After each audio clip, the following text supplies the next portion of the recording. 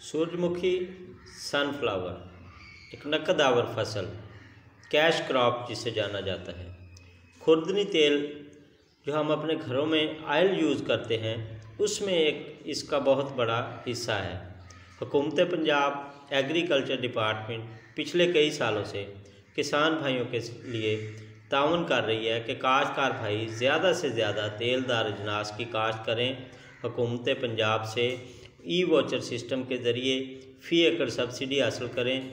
उसके अलावा जो नुमाइशी प्लाट काश्तकार भाई काश्त करते हैं उन्हें भी एक बहुत अच्छी पैकेज के तहत किसानों की इमदाद कर रहा है एग्रीकल्चर डिपार्टमेंट। इस साल भी पिछले सालों की निस्बत सूरजमुखी के जो काश्तकार हैं उनके लिए बहुत बड़ी सब्सिडी का ऐलान किया गया है।